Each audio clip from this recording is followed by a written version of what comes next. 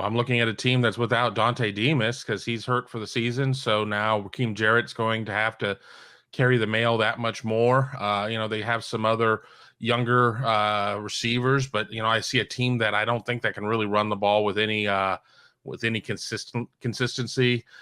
We hear all this about Tagovailoa being this dual threat quarterback. He has less than 15 rushing yards on the season, but guys seem to dig down and play their best game against Ohio State in that type of position. But I think it's a team that's certainly going to have to get it done via the pass. And I'm looking for my spreadsheet that I have here. I was working on tail of the tape.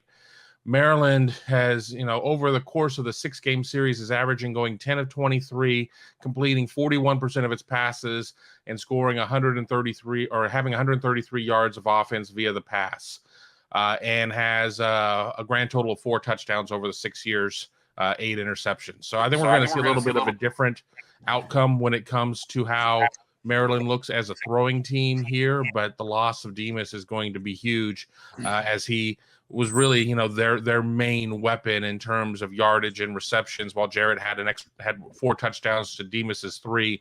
Now Ohio State can really key in on Jarrett.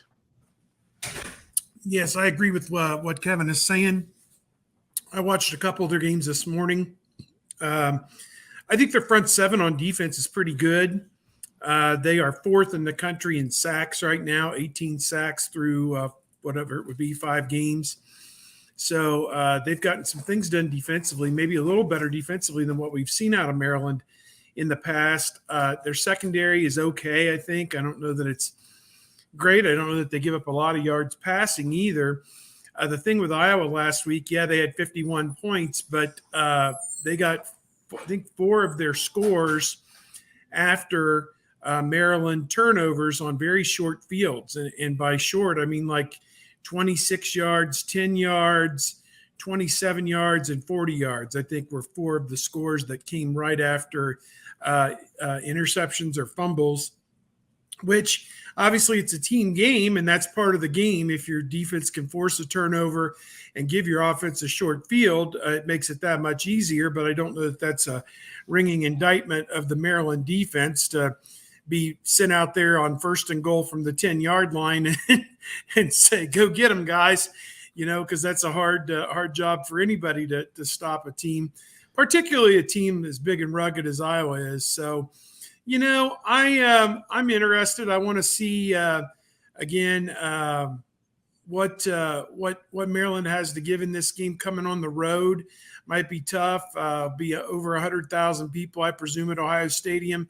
Homecoming game, which means less and less, it seems, every year. But at any rate, throw in some of the festivities with that. But I just think about it and say, we've seen over the years Ohio State is 6-0 against Maryland. The average margin of victory is 36 points. And, Ohio State was favored by 14 last week over Rutgers and beat them by 39. Right back. There you go. So I think that you're looking at a situation where Ohio State is trying to get that trajectory going up with some tougher challenges coming up. After the off week, they are at Indiana, back home with Penn State, and at Nebraska, who is starting to finally, play some decent football as well. So some much tougher challenges coming down the line. I think at Indiana, although Penix won't play potentially in 2 weeks, hard to say whether his shoulder will allow it or not.